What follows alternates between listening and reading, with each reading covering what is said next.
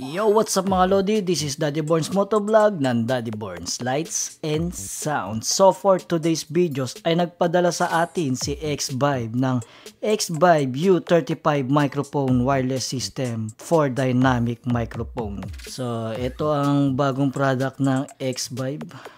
Napakaangas nito pagdating sa ating mga pambahay setup or mga event setup. So mag-unboxing tayo ng unit nila. May receiver to. Magagamit nyo to sa dynamic microphones, yung mga mic natin na may cord, pwede natin gawing wireless mic gamit ang X-Vibe U35 na ito. Pwede rin gamitin sa mixer, pwede rin gamitin sa XLR output gear, live band sound mixers, portable PA system, active loudspeakers. So ito yung mga powered speaker natin. Like Joson Art 15, yan yung bagong labas ng Joson. And then pwedeng gamitin sa mga recorders na may mga cable na pwede nyong gawing wireless. So unbox natin kung anong meron sa loob ng U35 microphone wireless system ng X-Vibe. So, unboxing na natin siya kung ano meron mga kasama sa loob. Kung ano mga inclusion or included.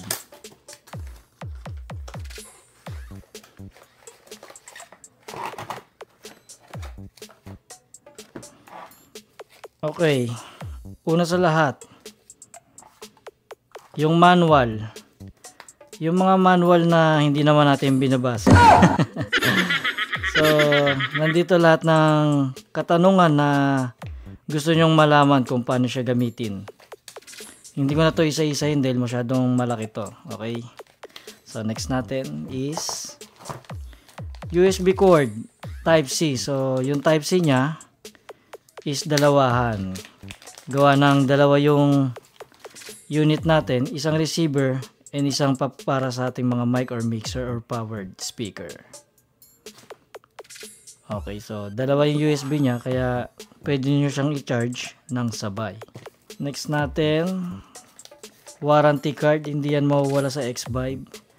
And then next is yung small magazine nila, nandito lahat ng mga model ng X-Vibe. Lahat ng product nila na pwede nyong i-avail, nandito lahat. So meron na tayong tatlong X-Vibe. Asahan pa natin na may iba pang dadating. Open ko na to. Total hindi ko to bebenta dahil akin talaga to. Gagamitin ko to sa aking mga event setup. Oh, nice. Meron siyang X-Vibe na pocket size na bag. So, kasya silang dalawa dito. Oh, ito na yon. Naka hard plastic siya. So, ito yung receiver niya, guys. Meron siyang 6 channel. Pwedeng gumamit kayo sa isang receiver na 6 na ganto. Ganda ng ano niya, oh. Alloy. So ito ang ikakabit natin sa ating mixer. Naka-indicate dito yung X-Vibe na brand. And then meron siyang U35 receiver wireless dynamic mic system. Napakaangas. 100 meters ang range nito kahit maraming tao. And then magagamit mo yung battery life nito at least 5 hours. Lalagay ko yung link sa baba sa comment section. And then ito yung next. Ito yung transmitter. Ganun din, alloy din siya. Heavy duty, mabigat. Naka XLR din siya na male. So ito ang sinasalpak sa ating may cord na mic or may wire na mic para maging wireless mic. Napakaangas. Yun lang, plastic lang yung kanyang antena sa ilalim. Sayang naman, no? Sana at least naging rubber siya, at least bumaksak siya, safe na safe. So yun lang ang nilalaman ng X-Vibe U35 microphone wireless system. Maraming salamat X-Vibe sa patuloy na pagtitiwala sa akin. Link ilalagay ko sa baba, meron nito sa Shopee. And then yon, sound check na natin mga Lodi. Thank you for watching. Let's go. So ito yung ating X-Vibe. Ito yung may wired na mic. Ginawa natin siyang wireless mic gamit ang ating X-Vibe. So ito yung receiver niya. And then ito yung sa mismong mic.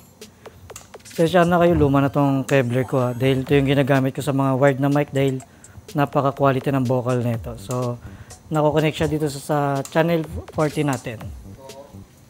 Nakasetup ngayon yung W-box tsaka isang mid-high natin. Check. Di ba? Naging wireless mic yung ano natin. Hey, check. Check. 1, 2, 2, check. Hey, check. Check. 1, 2, mic testing.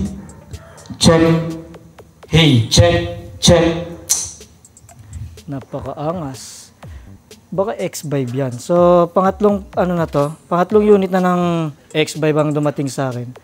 Titignan ko kung meron sa Shopee and then doon pwede kayo order. Let's go.